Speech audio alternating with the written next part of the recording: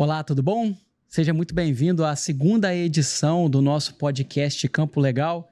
É um privilégio estar aqui com vocês mais essa edição, uma edição também muito aguardada e muito especial. Nós trouxemos aqui hoje para conversar sobre alguns aspectos do manejo e das relações comerciais do campo que podem representar riscos e culminar, em ações judiciais. Então você pegue seu café, se achegue, se acomode, vamos conversar. Hoje nós temos aqui ele que é engenheiro agrônomo, é produtor rural há mais de 15 anos, trabalhou por mais de 20 anos na Defagro, tá? Tem uma lista aqui de atributos e qualificações que é até difícil a gente exprimir todas elas, mas também atua como perito judicial, né? em ações, em demandas envolvendo imóveis rurais, em ações envolvendo o direito agrário, em questões de meio ambiente, e é responsável técnico por viveiros aqui há mais de 2 décadas e cuida de mais de 10 viveiros aqui no estado, né? Então nós estamos aqui com muita alegria, nós recepcionamos hoje o Cláudio Gimenez. Cláudio, seja muito bem-vindo e deixa aí o teu... se apresenta aí para nossa audiência, para os nossos ouvintes e telespectadores aqui, né? Tanto do YouTube como do Spotify. A palavra está contigo. Boa tarde pessoal. Me chamo Cláudio Gimenez, sou engenheiro agrônomo, formado há mais de 22 anos na Universidade Federal de Viçosa, Minas Gerais. Sou capixaba, sou da terrinha e trabalhei, por 19 anos, para ser exato, na Defagro Defensivos Agrícolas. Tenho mais de 10 viveiros, já tive mais, no qual eu sou responsável técnico, viveiros de mudas. Trabalho também como engenheiro de avaliação e perícia de imóveis rurais, perito ambiental, olha só, certificação, e pequeno produtor rural, que tem que sentir na pele as mazelas também, não é só colher os louros, né? É importante a gente conhecer o negócio de fato de direito. Legal. Então eu penso que como engenheiro agrônomo, você realmente fica imbuído de ser engenheiro agrônomo quando você sente na pele como o agricultor sente. É outra coisa, né? E nessas andanças aí, graças a Deus adquiri uma excelente bagagem, uma bagagem de vida, uma bagagem profissional, né? E agora partindo rumo a novos horizontes. Que maravilha! E é essa bagagem que nós queremos hoje passear por ela, né? E nós estamos aqui com uma expectativa imensa de tudo aquilo que queremos levar aos nossos ouvintes. E nós já vamos explorar tudo isso, mas antes, Cláudio, eu quero dizer para você que nos ouve que o nosso programa, o nosso podcast Campo Legal, ele recebe o patrocínio do escritório Ribeiro Andrade Souza Júnior, uma consultoria jurídica especializada no agronegócio. E o nosso programa também é patrocinado pela Life Brand, uma agência de marketing com soluções completas para o desenvolvimento da identidade visual e tudo aquilo que diz respeito à marca. Inclusive, a nossa identidade visual aqui do nosso estúdio podcast Campo Legal, ela foi desenvolvida pela Life Brand. E eu quero aqui cumprimentar e saudar o Hugo, por essa parceria e esse privilégio. Então, Cláudio, vamos lá, Olha o tamanho desse currículo. É por isso que eu já hoje amanheci tão empolgado para o nosso bate-papo, Nós temos aqui um produtor rural, um engenheiro agrônomo, um responsável técnico por viveiros, um homem que trabalhou por 20 anos na Defagro, vendendo ali defensivos agrícolas, insumos de maneira geral,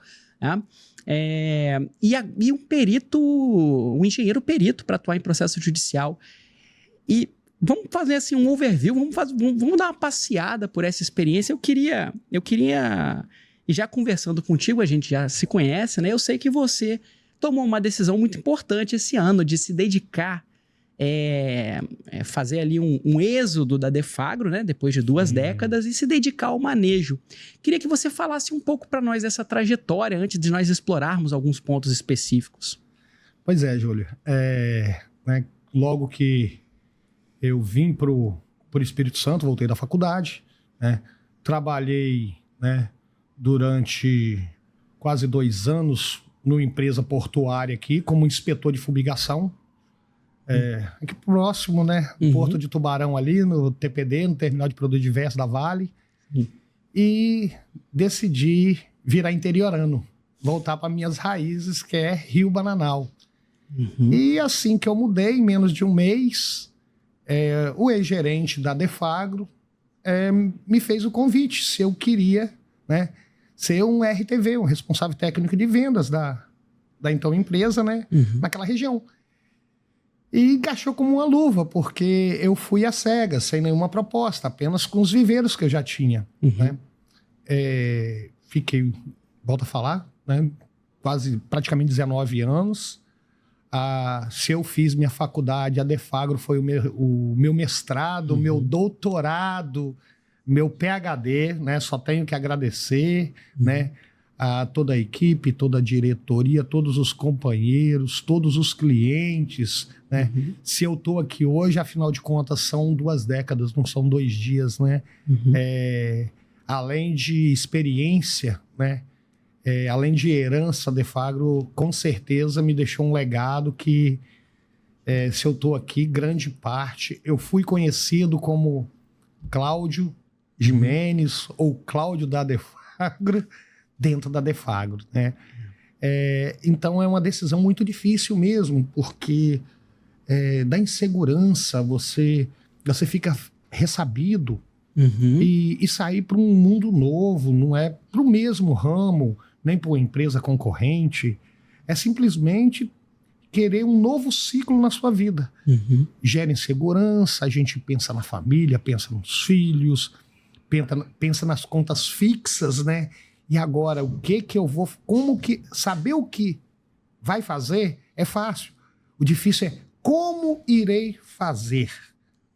E como essa vai se tornar a minha maior, né, ou quase única, exclusiva fonte de renda. Então é complicado, né? Mas decisões têm que ser tomadas. E assim eu fiz, né? Estou muito feliz com a decisão tomada. E estamos aí, vamos para frente no ramo de consultoria autônoma, né, com algumas parcerias ou várias parcerias, diga-se de passagem, né? E com a fé de Deus, as coisas vão caminhando, vão se ajeitando. A gente começar um novo ciclo, infelizmente tem que fechar outro, né? Fato. Então, tô no novo ciclo. Vamos ver no que dá. Muito bom, muito bom. Você colocou algo, né? Assim, o empreendedorismo, ele é tomar risco no final do dia. É só eu construir para mim algo, né?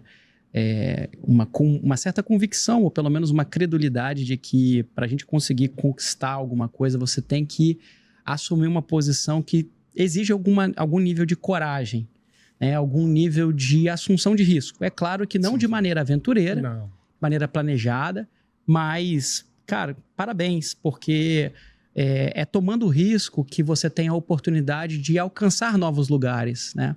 E investir na propriedade rural, nesse ramo de atividade que nós sabemos que no país tem um potencial imenso, não é, Cláudio? Imenso. A atividade agropecuária, ela é responsável, ela é o fiel da balança da nossa economia nacional. Né? O Brasil sobrevive, né, pelo agro, né? Em 2022, né, no último censo aí, o Brasil representava cerca de 25,2% do agronegócio brasileiro representava do PIB, né, em 22. Agora, deu uma caidinha aí, né? 23,8%, cerca de 1,4%, mas mesmo assim, isso a nível nacional é muita coisa, né? Esses são alguns dados, mas se englobar um pouco fora dessa cadeia, mas ainda envolvendo o agronegócio, né, beira aí seus 30% a nível nacional, o PIB do agro. E no Espírito Santo não é diferente, né? Até mais. No Espírito Santo nós temos aí o agronegócio representando 33% do PIB. Olha que pujança Espírito Santo aí campeão em exportação de rochas ornamentais, celulose, né? Um estaleiro de construção naval, Jurong, aqui do lado, essa logística toda. É um dos maiores produtores de ovos, né? Só subir a serra aqui pertinho, né? Região das montanhas, das Três Marias, né? Você vê o Espírito Santo, o maior exportador de mamão, café conilon, café arábica, cacau, coco, banana, pimenta do reino. O Espírito Santo ele é pungente, 80% dos municípios tem sua atividade econômica mais importante, o agronegócio. Sim. 80% dos municípios, para ver como que o agronegócio é de uma expressividade no nosso estado, de uma maneira geral, né? Talvez saindo um pouco aqui da Grande Vitória, onde você vê, tem o espelho do agro. Tem. E às vezes assim, a gente olha o agro como uma coisa bonitinha só. Bonitinha, a roça. Bonitinha, às vezes até distante, né, Cláudio? Não é bem assim. Não é. Nós, muitas vezes, com o pensamento da cidade, nós não nos damos conta da importância do agro. E às vezes até compramos algumas narrativas que são fruto de não conhecer a realidade, né? Então, por exemplo, né, a tal da criminalização da atividade agropecuária, como se fosse responsável pela catástrofe do clima, né? Do clima, né? E aí cria-se uma quantidade de narrativas que não são verdadeiras. Pelo contrário, o agronegócio brasileiro, ele se desenvolveu tanto, a resiliência do produtor rural, ela é tão esplêndida, né? Eu poderia dizer assim, sem medo de errar, né? E aqui puxando a brasa para nossa sardinha, o agronegócio, ele é ele que leva o nosso país nas costas. A relação da balança comercial brasileira, quando superavitária, ou pelo menos não tão deficitária, o agronegócio ele é muito importante para que isso aconteça. Ele está próximo de todos nós, né? Ele garante a provisão alimentar, ele supre as nossas necessidades na cidade. É o suor do campo que sustenta-nos, né, nas cidades, na polis. Tá? E o produtor rural brasileiro ele se desenvolveu muito, né, Cláudio? Eu lia no professor Marcilon, no livro Fundamentos de Agronegócio, uma informação tão maravilhosa. O Brasil, com a mesma extensão territorial da década de 80, a mesma extensão, nós não evoluímos em termos de alcance de extensão de território. Expansão de área territorial, não. Não, da década... Mas, todavia, nós hoje, na mesma extensão territorial, produzimos 6 vezes mais do que na década de 80. Produzimos mais e produzimos melhor. Em que sentido? Com menos danos ambientais, com sustentabilidade, com um manejo mais qualificado. Então eu vejo que o agronegócio brasileiro, Cláudio, na linha do que você colocou, ele é admirável. Eu costumo dizer que o produtor é o produtor valente, produtor agropecuário, valente. Guerreiro, porque são tantos os riscos do agro, não é mesmo? E aí, pegando esse gancho, Cláudio, o agro desenvolveu muito, e eu creio que você vai concordar comigo nisso. Agora, quais são os caminhos que estão propostos daqui por diante? O que talvez ainda falte, na sua opinião, você enquanto produtor rural, você enquanto um engenheiro agrônomo, o que falta ao agro e para onde o agro está encaminhando no teu entendimento?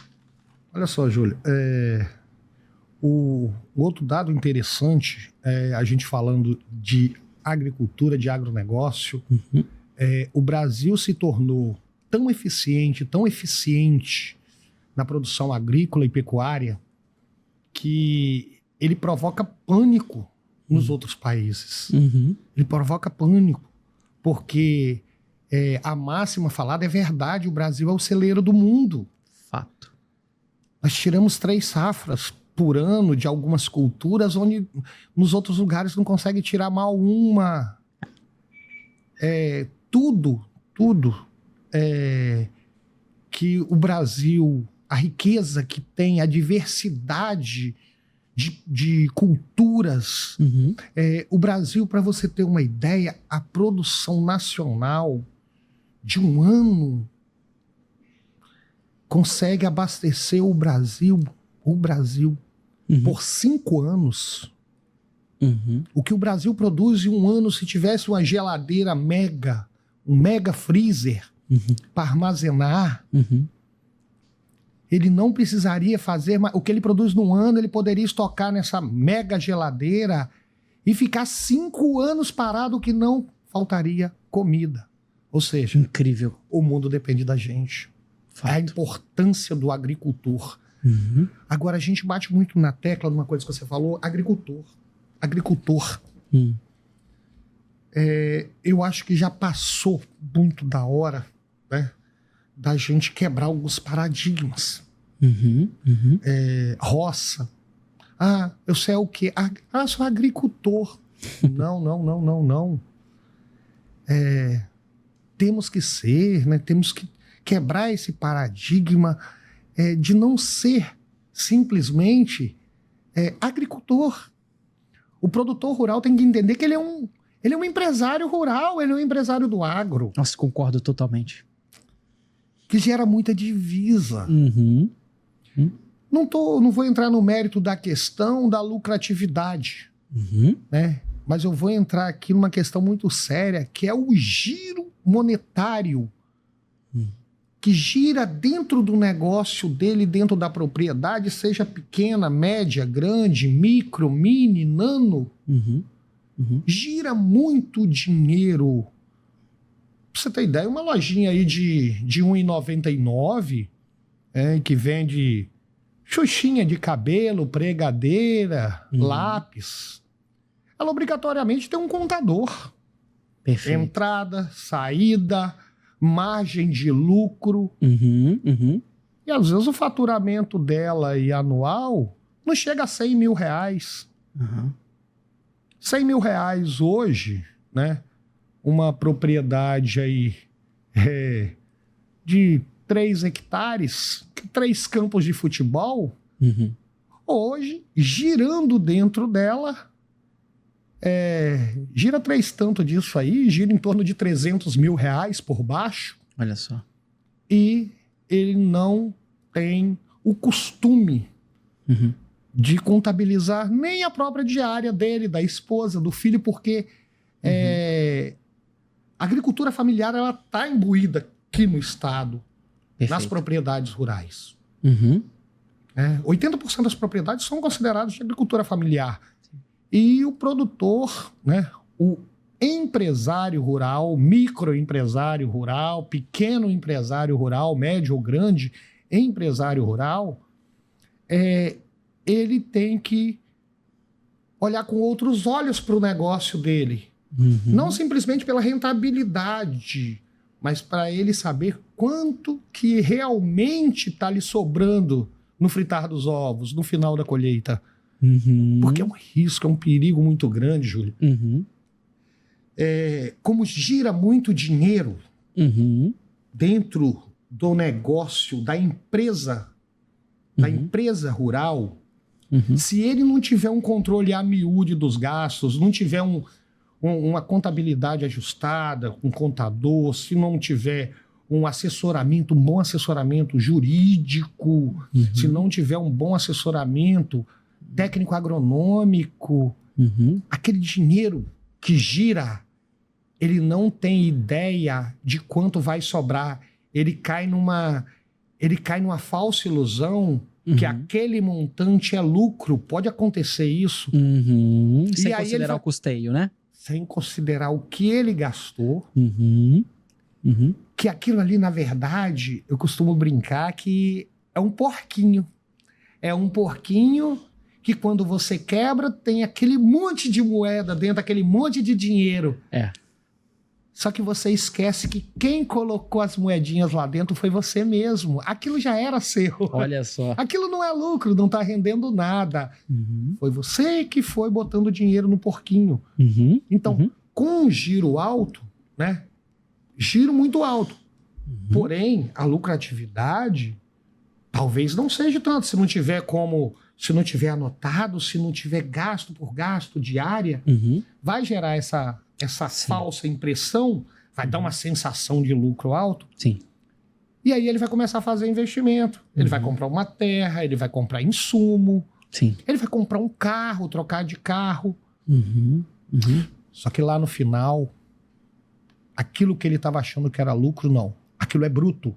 Uhum. E com o que vai sobrar para ele investir na próxima safra? Uhum.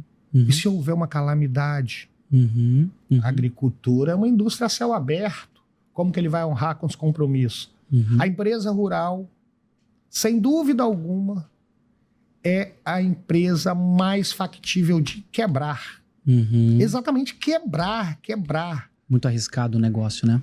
É de total e completo risco. Uhum. Seja commodity ou seja culturas de anuais. Uhum. Então, só para concluir essa mentalidade, né, o agro dá lucro sim. Só que quanto? Para poder quantificar isso, cada um tem que ter suas contas ajustadas, anotadas, como qualquer empresa, por menor que ela seja. Perfeito. Penso assim. Sim, sim. Em outras palavras, eu compreendo que o que você está colocando é que a gente revisitar a ideia de produtor para empreendedor rural, né? O que muda, né? São só termos, mas o que a gente pretende empregar com essa nova terminologia, né? É que o produtor compreenda que o manejo ele não diz respeito apenas às operações, ao conhecimento da técnica, né? De preparo do solo, de cultivo, de acompanhamento e colheita, mas que enquanto um empreendedor ele precisa ter domínio de todos os indicadores do empreendimento. Então, quanto ele precisa do faturamento dele separar para que ele possa reinvestir? Quanto que ele tem de custo dentro de, por exemplo, um produtor de café? Quanto cada saca de café teve de custo para ele naquele processo, até que ele chegasse naquela saca? No produto final. Exato.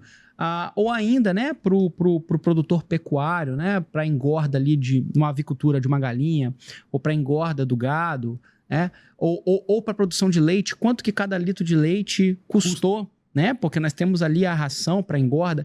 Então, o domínio, medicamentos, hormônios, fertilizantes, adubos, né, reposição de sais, tudo isso representa ali uma quantidade de variáveis que são custos e precisam ser considerados, né, para nós batermos isso com faturamento. Então, o produtor, quando ele compreende que, na verdade, o que ele tem é um empreendimento agrário, ele vai mudar um pouco essa mentalidade e falar, poxa, eu preciso de alguns serviços que vão trazer uma estrutura de segurança e de maior domínio do negócio para coisas que eu não sei. Eu sei lidar, né, com a fazenda. Eu sei lidar dentro da porteira. Agora, eu domino de contabilidade? Mercado. Eu domino de mercado? Eu domino de gestão? Eu tenho domínio sobre gestão? Eu tenho domínio jurídico? Né? E aí, eu percebo algo especificamente em relação ao direito que aqui sua praia. É minha praia, né? Então, nós temos aí a atuação hoje exclusivamente ligada ao agro e um dos pontos que eu observo a advocacia, de uma maneira geral, no mainstream, né? É claro que nós temos aí alguns grandes advogados no cenário nacional que atuam na área do agronegócio. Mas, de uma maneira geral, a advocacia ela é urbana, ela olha para a polis, para a cidade. Tá? E o agricultor, ele teve, de certo modo, eu percebo, ele teve que aprender a se virar em relação ao conhecimento jurídico. E ele se apropriou não só do conhecimento jurídico, do conhecimento das outras áreas da gestão e da administração. E ele vai tocando a lida e o manejo com esse nível de conhecimento, que não, obviamente não é um nível suficiente, e vai buscar os serviços outros quando o problema se caracterizou. Só que quando o problema se configura, ele se configura muito gravoso, tanto para resolver em termos de tempo quanto em termos de custo. Né? E isso me remete a um outro ponto, Cláudio, e dentro disso, né? O produtor rural que ele tem um empreendimento, ele é um empreendedor do campo, ele é um empreendedor agropecuário. Sim. E todo empreendimento, você acabou de falar um ponto muito importante, o empreendimento agropecuário é uma indústria a céu aberto, quer dizer que é uma das atividades mais arriscadas que nós temos para desenvolver no nosso país. E essa atividade arriscada, para citar alguns poucos exemplos de risco, nós temos os fatores climáticos. Choveu demais, choveu de menos, fez frio, geou, né? Fatores biológicos naturais, teve infestação no solo, teve praga, doença para eliminar ali, né, parte do rebanho. Fatores do Estado, a regulação do Estado, sim, alteração legislativa, multas, sanções. Insegurança jurídica. Exato, conhecimento. Ações humanas, queimadas, roubos e um dos maiores, que é, de fato, o mercado.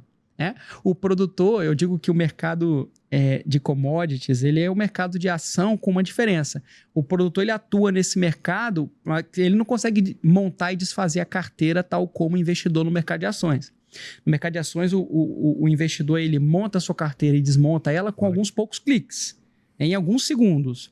O produtor, ele monta a sua carteira e vai desmontar ela depois de 2 anos, 3 anos, às vezes mais. Então, e aí o mercado, ele se torna um grande ponto. Então, nós temos muitos riscos, Cláudio, aqui envolvidos. Como que você enxerga a maturidade do produtor rural para lidar com esses riscos? O produtor está percebido de que esses riscos são reais, que podem matar o empreendimento? O produtor está lidando pelo menos na nossa realidade, naquilo que você toca. Ele aprendeu a lidar com isso? Olha, Júlio, eu não digo que aprendeu, né? Saber dos riscos, sim. Ele sabe de todos os riscos. Uhum. Né? Eu digo que ele está aprendendo a alçar mão de outras soluções que não aquelas que ele vinha, que era usual dele, assim por dizer. Igual você mesmo falou, né, um suporte jurídico, né, para apagar fogo é complicado. São coisas que a gente não quer usar, né? Você não quer usar... Tem uma arma, é caro, mas você não quer usar. Uhum. Tem, talvez, por segurança. Uhum. Né? Você tem o seguro do seu carro, mas você não quer usar. Não mesmo. Mas é um seguro. Sim. É uma garantia, uma segurança. 2 exemplos, né, meio diferentes que eu citei, mas a segurança jurídica, o assessoramento jurídico. Uhum. Eu penso assim, você paga, você não quer usar. Mas se o carro bater, você está assegurado. Perfeito. Você está respaldado. Uhum. Então são coisas que às vezes ele faz tudo direitinho, né? Uma consultoria agronômica perfeita e tudo alinhado, tudo anotado. Uhum. E talvez, como é sua praia mesmo, talvez por um contrato mal lido, mal assinado, põe tudo a perder. Fato. Eu me recordo, sobre essa questão por exemplo, do exemplo do seguro, né? Eu estava hoje, eu e o meu sócio André, nós estávamos ali numa reunião na Green Tech, da empresa do Reni, inclusive mandar um abraço aqui pro Reni, Cani. Nós estávamos lá na Green Tech e falávamos sobre isso, inclusive ligado ao produtor rural, né? Essa mentalidade, alguns produtores têm, né, por exemplo, em relação ao seguro, né? Eu vou evitar aquilo que eu considero que são simplesmente gastos, né? Quando você olha para um seguro de veículo automotor, você pode deixar de segurar o teu veículo e você vai ter uma economia por 1, 2, 10, 15 anos. Mas o dia que se configurar o sinistro, você provavelmente não terá obtido daquela economia proveito nenhum. Pelo contrário, né? O seu prejuízo provavelmente vai ser grande. Tá? Então, há algumas linhas que vão entrar como custos, mas que, na verdade, são investimentos. E eu não digo só sobre o serviço jurídico. Há uma série de outros serviços que, no meu entendimento, eles precisam ser agregados hoje ao empreendimento agrário. Por exemplo, serviços de gestão, serviços para ISD, serviços de contabilidade, certamente o operacional, o engenheiro agrônomo, né? Então isso é muito relevante. Eu me recordo que em uma das nossas conversas, Cláudio, você mencionou também por exemplo, de uma configuração desses riscos, né? Parece que ano passado, lá em Rio Bananal, vocês tiveram uma dificuldade grande aí com essa... Na verdade, nós estamos, né, não só Rio Bananal, mas todo o polígono cafeeiro do Conilon, ele está amargando a duras penas aí não só aqui, mas a nível mundial, uma queda vertiginosa da produção e da produtividade. Uhum. Isso aí está deixando muitas pessoas em maus lençóis. Uhum. Né? A queda foi muito acentuada mesmo. Ela começou a ser anunciada lá atrás. Uhum. Lá atrás. Uhum. Teve umas correntes de vento logo na primeira florada, que caiu muita flor, derrubou muita flor. Eu me recordo. Uhum. E depois teve algumas chuvas não tão escalonadas, então proporcionou uma florada um tanto quanto desuniforme. Uhum. E aí começa a comprometer todo o processo produtivo. E via-se um cenário, sim, de bons preços. Não os que estão sendo praticados nem de longe. Isso seria, se falasse lá atrás, seria utópico, né? Uhum. Seria uma utopia. Ninguém jamais imaginava que iam chegar nesses patamares. Havia rumores. Mas aí, quando deu novembro,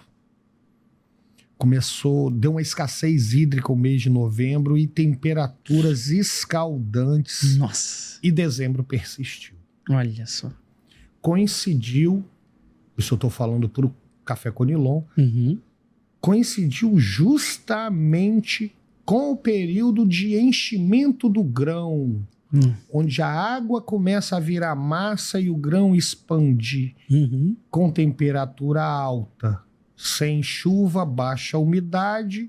Uhum. A gente costuma dizer que virou bombinha. Você Mirrou. pega o grão, ele estoura, poc, Uhum. poc.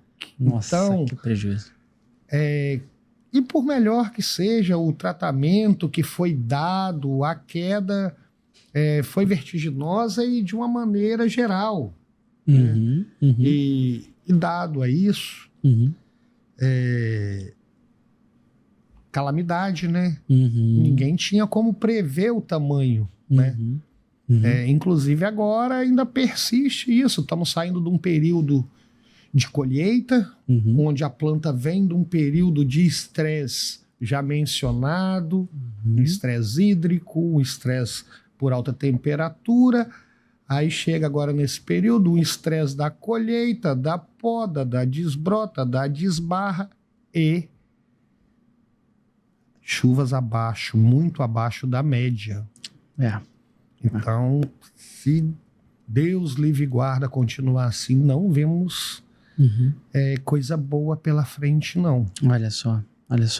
Quer dizer, esse é um exemplo, né? Há poucos dias também, mais ou menos 3 semanas, né? O Canal Rural, ele divulgou ali algumas imagens, né? De morte do rebanho lá no Mato Grosso do Sul, por conta de uma baixa temperatura que assolou ali a região. Então, a temperatura, ela alterou seus patamares numa intensidade tão grande, tão relevante, né? E chegou a um índice mínimo que colocou em risco a vida do rebanho. E tinha ali naquele vídeo vários reprodutores, matrizes ali mortos, um vídeo bem impactante, né? No outro ponto, nas nossas andanças aqui do estado, né? Nós conversamos ali com produtores que hoje muitas vezes estão assim muito desanimados, né? Conhecemos uma família de valentes, de guerreiros, assim, de cortar o coração.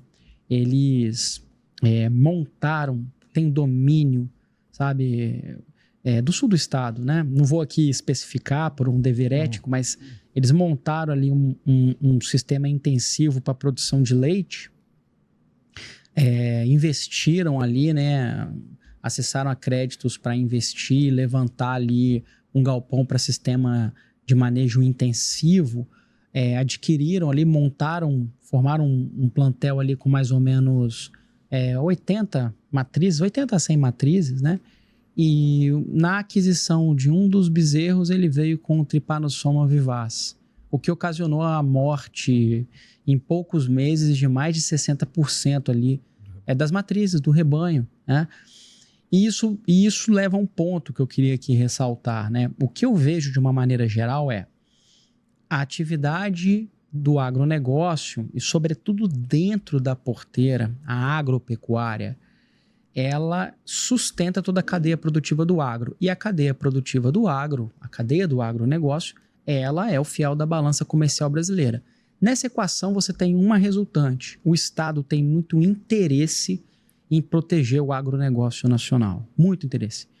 E é por isso que o Estado, ele fomenta, ele injeta recursos no agronegócio, e ele o faz por meio ali, por exemplo, de créditos rurais, incentivos de fomento, programas de incentivo governamental, como, por exemplo, rede de irrigação, né?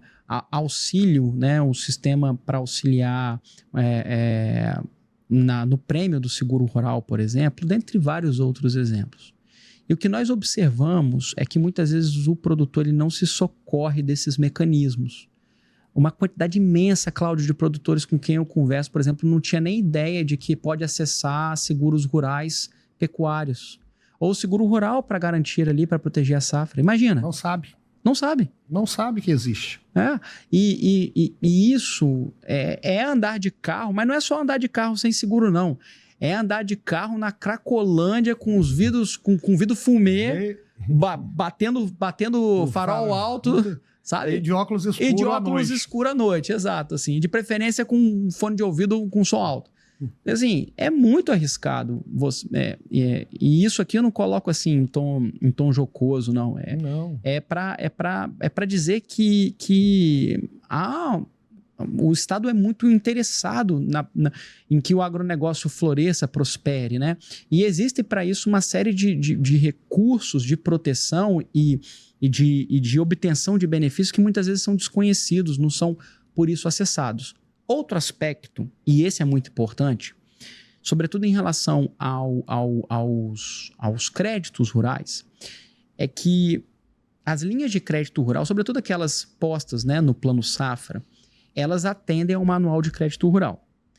Daí que, numa situação, né, de quebra de safra, de morte de rebanho, em que o produtor consiga, obviamente, atendido a alguns requisitos para demonstrar o que aconteceu, ele tem direito ao alongamento, à prorrogação da dívida. E o que nós observamos é que, por vezes, por desconhecimento do produtor, ele vai diretamente, às vezes, à instituição financeira para pleitear esses direitos. E a instituição financeira ali, né, ela tem, né, o seu interesse econômico, o seu interesse de bater metas, né? Aqui sem fazer uma crítica à instituição A ou B, mas o gerente da instituição, ele não é o conselheiro. Ele não vai atuar como conselheiro, ele não vai resolver o problema do produtor rural. O gerente é uma pessoa ali que, né, por louvável que seja, ele tem metas a cumprir. Ele é um funcionário da instituição, né? Ele recebe da instituição. Exato, que visa ao lucro. Então, a instituição, ela dificilmente vai atuar num papel de facilitar esses instrumentos que não são para proteger o banco, são para proteger o produtor. Então, algo dentro dessa mentalidade de empreendimento e de se socorrer, né, em relação a riscos, que é muito importante, é que o produtor, de fato, possa se cercar de conselheiros, e aqui não necessariamente juristas, pode ser administradores, engenheiros agrônomos, mas engenheiros, conselheiros e consultores que efetivamente tragam saídas, escapes e, sobretudo, que posicionem o produtor para conseguir efetivamente, Cláudio, acessar a esses benefícios, sabe? Bom, esse é um ponto. Nós falamos aqui também sobre o café e o evento do ano passado, né? Os eventos climáticos que atingiram muito a situação ali do Café Conilon. E o Café Conilon, ele teve um evento de matriz mercadológica que foi muito interessante, que foi a alta do preço da saca que ninguém poderia prever. Não estava previsto no ano passado que a saca do café Conilon poderia bater, né? R$ 1.300 a saca do café Conilon.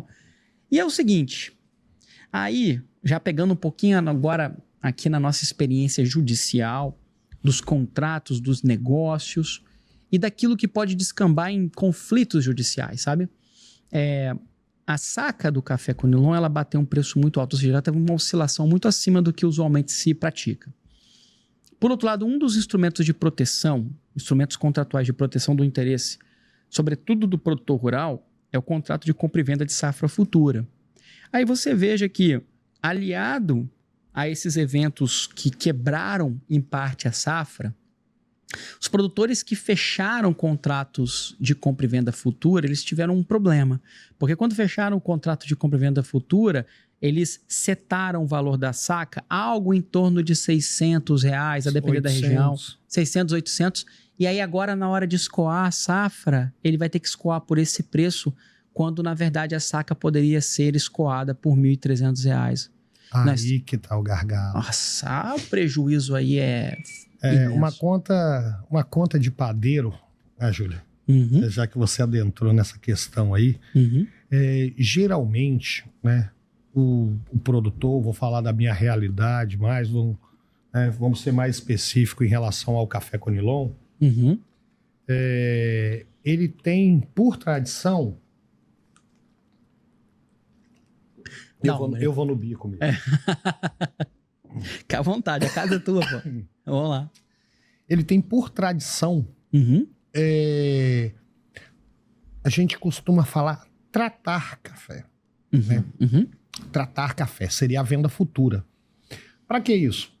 Para garantir, né, uma parte do dinheiro para qualquer eventualidade, ele garantir o pagamento dos insumos que ele for, por eventualidade, comprar no prazo safra.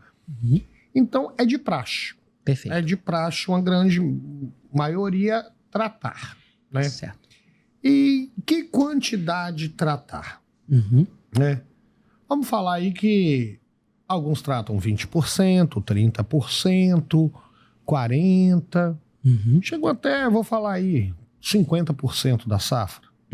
Né? Mas vamos nessa conta de padeiro aí, né?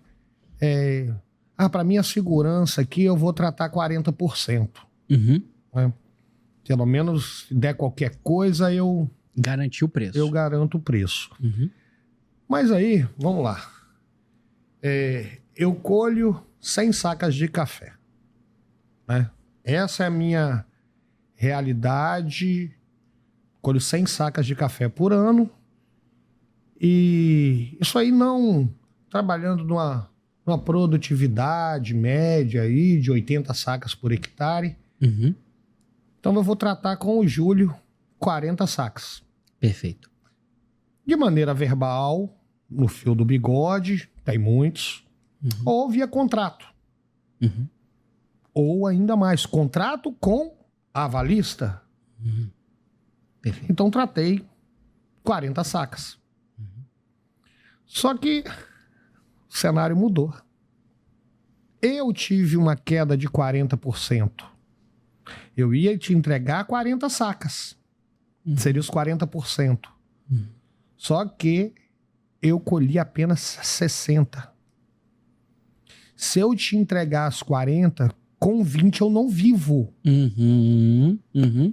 Naquele preço anterior. Perfeito. Eu não vivo, eu tenho que vender minha terra. Então, seja no fio do bigode ou seja via contratual, grande parte dos produtores que trataram café, eles não estão tendo esse café para entregar. Isso é muito perigoso. Isso é muito perigoso. Claro, em todo cenário, né, existe a culpa, existe o dolo. Né? Sempre tem os espertalhões que querem fugir de um compromisso, volta a falar, seja ele no fio do bigode, que é sujeito ao homem, o produtor rural, na sua unanimidade, ele honra com os compromissos dele. Sim. Ele preza o nome dele. Seja papel, seja contrato, Uhum. Ele vai tentar entregar. Uhum. Ele está tentando. Sim. Claro que no meio disso aí, no meio do trigo tem o joio. Sim. Então tem os espertinhos que... Júlio, eu não posso te entregar porque eu não colhi. Uhum. Só que você esquece também que a network entre os produtores é gigante também. Ele pode falar para o Júlio, mas o Zé vai falar, não. Ele colheu sim. Ele colheu sim, porque ele está vendendo lá para o Antônio. Mas a gente está rindo assim, mas estamos realmente passando por momentos difíceis. Sim, sim. E aí, o meu adendo da questão, né, é de se blindar de antemão. Sim. Não só nessa, né, como a gente está tratando aqui de respaldo jurídico, Uhum.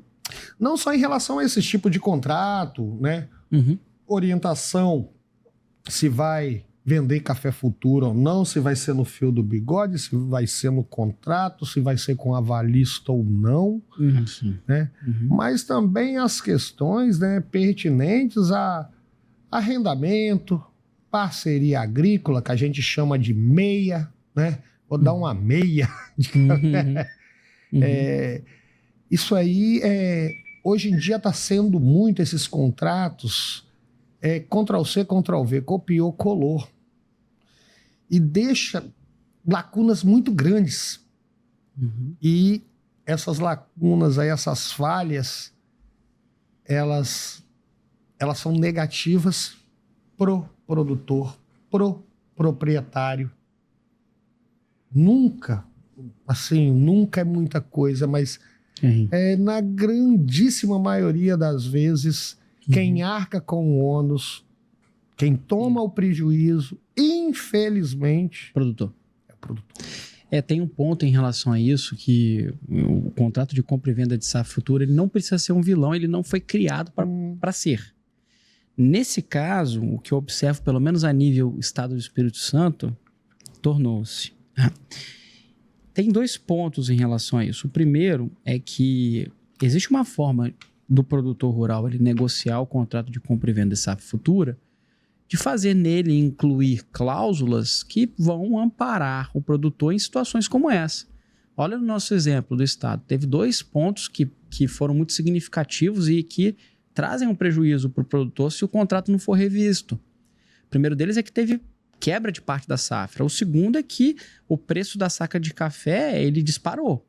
Então, se o produtor ele garante aquela parte da produção que foi tratada no preço que está inicialmente estabelecido, ele vai ter um prejuízo imenso e provavelmente até no nível de prejudicar a próxima safra, né?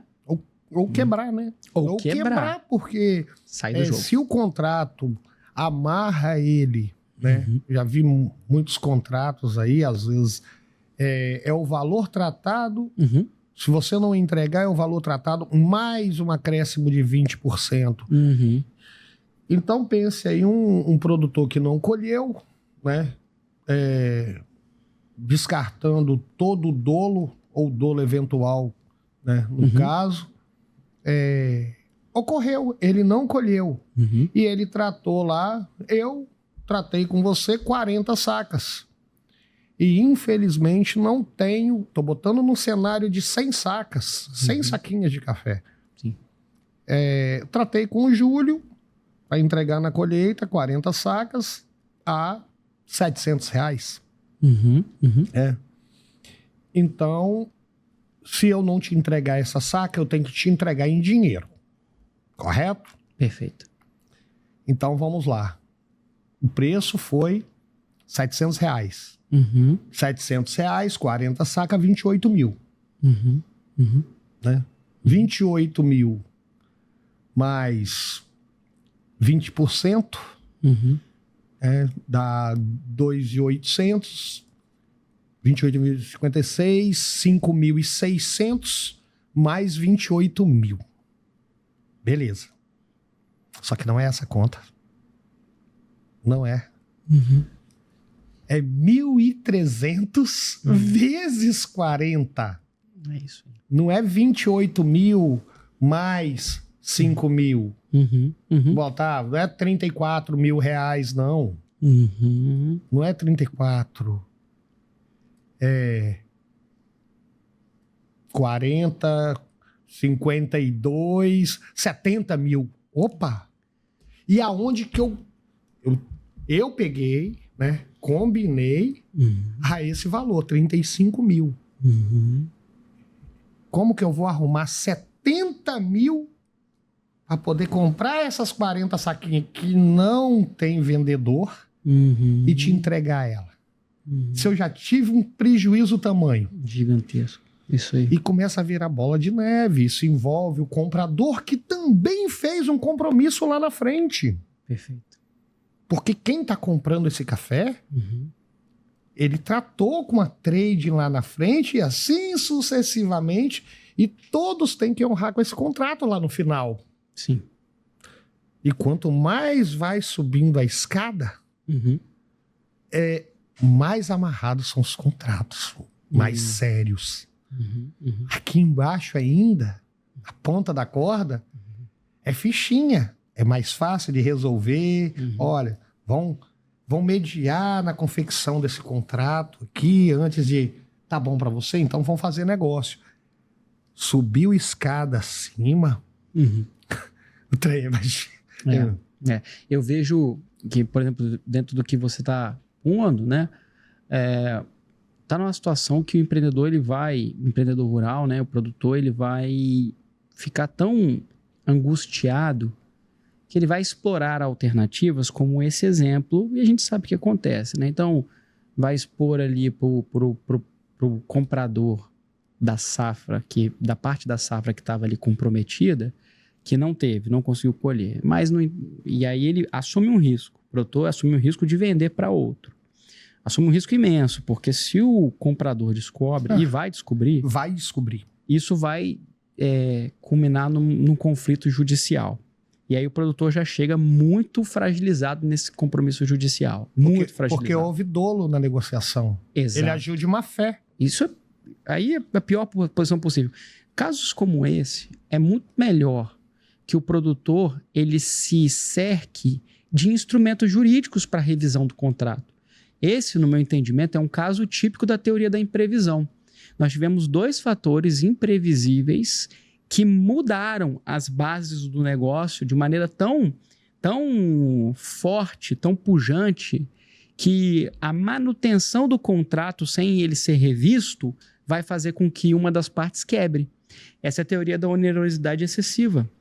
E isso justifica a revisão do contrato. Agora, o produtor ele precisa, então, antes, né, de ir para um ato desesperado, de se expor a esse nível de risco, talvez buscar, de fato, aconselhamento, né, para seguir. E o último tópico da nossa conversa, Cláudio, já estamos aqui com quase uma horinha de... Passa voando. Passa voando. Conversar com você, dá pra gente conversar aqui, bicho, por uns 2 dias seguidos. Essa biblioteca de conhecimento é muito boa de acessar. Mas, pegando um último ponto da nossa conversa, eu quero explorar agora um pouquinho da sua experiência como perito, como engenheiro perito, que eventualmente é nomeado ali para disputas, né, envolvendo terra, direito agrário, questões ambientais, né? E eu sei, nós já conversamos um pouco sobre isso, né, o Cláudio, e um dos contratos que eventualmente ele pode trazer bastante desafio e cair ali numa malha judicial, né, por desacordo entre as partes, é o contrato de barter, né? Então, o contrato de barter é um contrato complexo, colocando aqui para o nosso ouvinte, né? Para aquele que não é produtor rural. Você tem na base do contrato do barter uma troca, né? O produtor rural ele vai oferecer ali uma parte da sua produção para, em retorno, ele obter produtos, implementos, né? Para fazer frente ali ao custeio da produção. Tá? Então, ele começa com uma permuta e o barter também ele conecta na ponta também uma parte para escoamento dessa produção. É um contrato com algum nível de complexidade, porque se ele não for adequadamente desenhado, mesmo que fosse apenas uma permuta, como o produtor está oferecendo a sua parte da sua produção como moeda e em troca está recebendo o produto, há diversos desafios no contrato de barter. E dentro da sua experiência, assim, quais são os pontos que podem dar problema e dão problema numa situação como essa, ao ponto de ir para o judiciário, Cláudio? Olha, Júlio, às vezes a gente se apega com algumas situações, sim, né? Essa oscilação de preço da commodity, né? Que traduzindo em miúdos, né, essa palavra bonita, barter, né?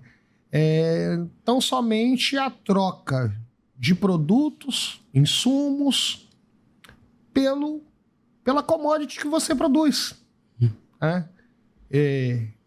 Você me financia algum tipo de produto, implemento, insumo, e quando eu colher, eu te entrego o que eu produzi, parte do que eu produzi. Uhum. Só que é o seguinte, esse preço aí astronômico deixou muita gente preocupado. Por quê?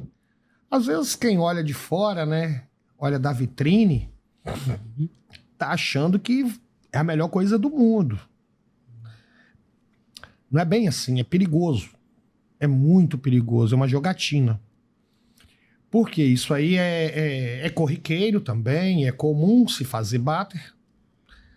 Só que um determinado insumo, produto, um fungicida, inseticida, tal. Vamos lá que estava ano passado, né? Esse combo aí, R$600.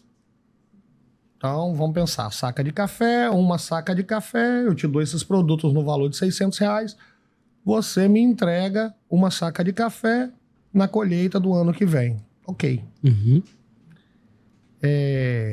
Combinado não sai caro, contrato feito. Só que agora o produto não subiu, não onerou. Às vezes ele até abaixou. Uhum. E aí o produtor às vezes dá aquele pulo. Fala, nossa senhora, eu tô pagando... O negócio agora tá a 500 e eu tô tendo que pagar 1.300. Uhum. Né? Uhum. Você tem Então, duas assim, variáveis agora, não é só o valor da commodity, agora é o valor do produto também. E outra, e eu não tenho essa saca. Cara. Então, são questões que, tipo assim, volta a falar. Uhum. Depois que o leite derrama, é muito complicado, Júlio. Uhum. É muito complicado, apesar, né, de terem várias alíneas para poder mexer, revisar isso. Uhum. Mas te falo de carteirinha. Como produtor, é muito mais economicamente viável, mais prudente, mais sensato para ele, para o nome dele, ele formular um contrato assessorado previamente. Porque depois que deu ruim, não interessa se é por culpa ou por dolo, mas ele vai ver um dedo na cara dele falando, olha, eu combinei com você. E se café tivesse a R$200, eu não era obrigado a te pagar 600? Uhum. Você ia botar seu café aqui, valendo 200, e eu tinha que te entregar 600, 800. Porque só do outro lado que não funciona.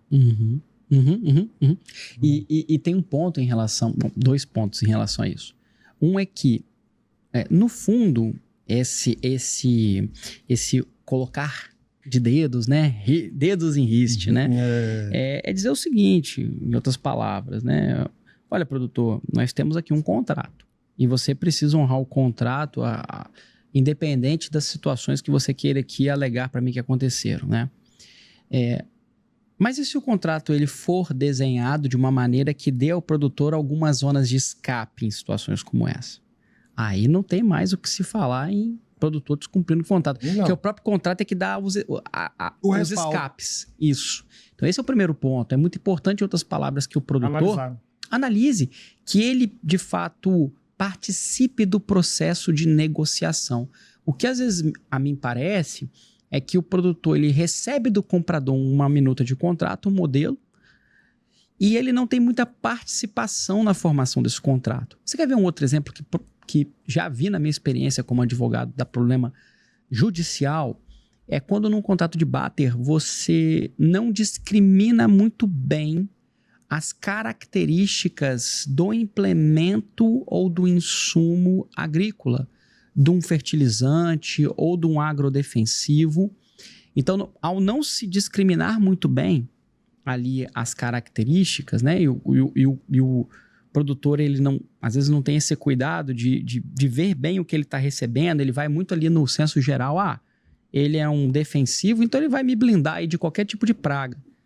Aí a praga veio e o produto não funcionou. Aí teve quebra de safra. Imagina isso. Já vi situações como essa aqui no judiciário. E aí começa uma discussão assim, teve ou não teve descumprimento por parte daquele que oferece os insumos, né? Então, olha o nível de risco que uma situação como essa pode trazer, sabe, Cláudio? É muito importante que o contrato, né, ele traga esse resguardo, essa blindagem. Se não tiver, a gente pode acabar descambando para um desgaste judicial muito grande, né? E aí eu também quero acessar uma outra experiência que eu sei que você tem, que é em relação a contratos de arrendamento e parceria. Quais são os pontos que você acha que vale a pena aqui ressaltar para que o nosso ouvinte tenha cuidado? Bem, isso aí é o mais corriqueiro possível, Uhum. né? A gente vê dioturnamente ambas as partes, né, insatisfeitas, principalmente em momentos de crise, né? Uhum. Porque no momento de bonança tá todo mundo alegre. Uhum. Em momentos de dificuldade, né, a gente percebe que 95% dos contratos de parceria agrícola, pensando em agricultura familiar, em pequeno produtor, eles são muito vagos. Eles não protegem, pelo que eu percebo, em grande maioria, eles não protegem absolutamente nada o proprietário. Sim. É tudo a favor, né, do arrendador. Né? Não é, o proprietário ele fica totalmente descalçado e ele não tem armas para se defender, porque vai para geralmente, né, os colegiados são sindicatos, né? Vai para o sindicato patronal, que é do produtor, fala uma coisa, mas aí o meeiro, né, geralmente o parceiro agrícola, vai no rural, o rural pressiona o produtor e o produtor, às vezes, muitas das vezes, ele não está errado, não. Na grande maioria não está. Mas aquele contrato amarrou ele, olha, se ele sair, né, se ele sair, se você mandar ele embora agora, o contrato tem mais 5 anos ainda, eles calculam uma super safra que o meeiro vai tirar, daqui a pouquinho o cara tem... Isso pode acontecer, sabe com quanto tempo? Um dia depois de ter assinado o contrato, tá? Se o cara mudar a face dele ali e pirraçar, não vou trabalhar não, vou fazer bagunça aqui, vou largar no mato. Olha só. Ainda assim ele tá respaldado. E aí o produtor tem que tirar da onde não tem para poder pagar aquilo ali. E o terror é grande, mas porque ele não conhece a lei. Perfeito. Ele não conhece a lei, porque na maioria das vezes esses contratos, eles vêm de pronto. Eles vêm de pronto e não há um questionamento por parte do produtor. Epa, aqui só está defendendo ele e eu. Como que eu fico nisso aqui? Então, falta esse entendimento jurídico por parte do produtor. Volto a falar. Pode ser micro, pequeno, médio, grande, mas pensar como uma empresa. Como se você estivesse alugando um ponto comercial. Sim. O cara, você vai ter que cuidar dessa loja aqui. Tudo bem, mas nesse contrato aí, né? O ponto comercial é seu, se eu atrasar vai acontecer isso, vou ser multado, tal. Hein, tem alguma cláusula aí que se esse teto desse empreendimento, se eu cair em cima e quebrar minhas coisas todinha aqui, você vai me indenizar? Cadê essa cláusula aqui? Perfeito. Se tiver um vazamento nesse teto aqui e der uma chuva, inundar aqui, queimar meus equipamentos todinhos aqui, tem alguma cláusula? Isso serve para os meninos, tá? Tem alguma cláusula que me rege aqui? Porque eu tenho que manter isso aqui. Eu não posso danificar, eu não posso quebrar uma parede. Quando eu tiver, eu não posso atrasar o meu aluguel.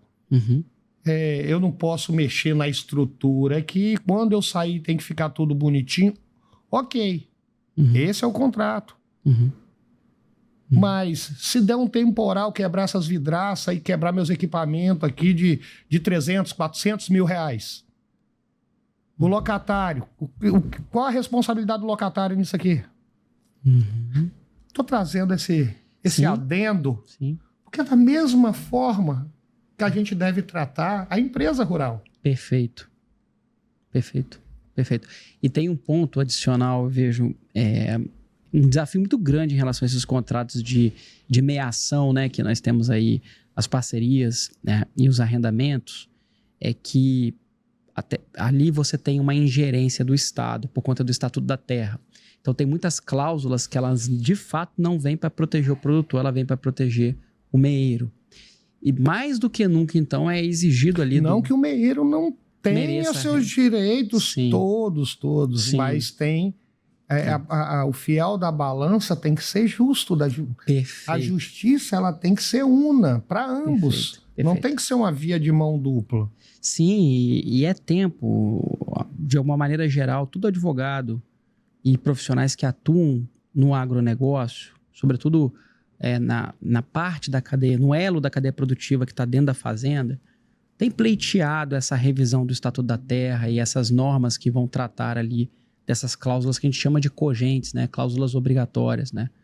E esses são pontos que, de fato, hoje precisariam ser revisitados, porque essa percepção de que sempre o meeiro está na posição de fragilidade e o proprietário da terra é um mega proprietário, é uma pessoa que tem a posição de supremacia. É o escravocrata. Isso aí não é mais a realidade hoje. Não. Né? A maior parte dos produtores rurais no país são da agricultura familiar. Né? Então não faz tanto sentido hoje esse tipo de percepção. Dá-se no Espírito Santo, né? Nossa estadinha que 80%, né, das propriedades são caracterizadas como de agricultura familiar. Agricultura familiar, exatamente. Poxa, que bate-papo bom. Eu ficaria aqui por mais algumas horas, tá, Cláudio? Tranquilamente. Que bom conversar contigo. Mas vai ter outra oportunidade da gente estar brincando, fazendo esse bate-bola aí pro pessoal. Vai ser bom. E quem sabe até mais adiante aí, deixando o microfone aberto para perguntas, né? Perguntas e respostas, naquilo que o nosso conhecimento permitir, né? Sanar algumas dúvidas. Boa. Não, você vai voltar. Já te digo de antemão que se tem uma coisa que esse nosso bate-papo deixa aqui é um desejo de explorar mais e mais. Né? Muito bom mesmo, né? E em breve ao vivo, né? Em breve nossos programas serão ao vivo e sim para interagir com a nossa audiência, né? Nossos ouvintes, os telespectadores que estiverem ali pelo YouTube conosco. Mas quero te agradecer de coração pela disponibilidade, né? Direto de Rio Bananal aqui para Vitória. Muito bom mesmo. Obrigado, Cláudio. E, pessoal, para quem está nos ouvindo, eu vou deixar aqui o contato do Cláudio. O Cláudio, além de atuar como responsável técnico para você que tem viveiro, né?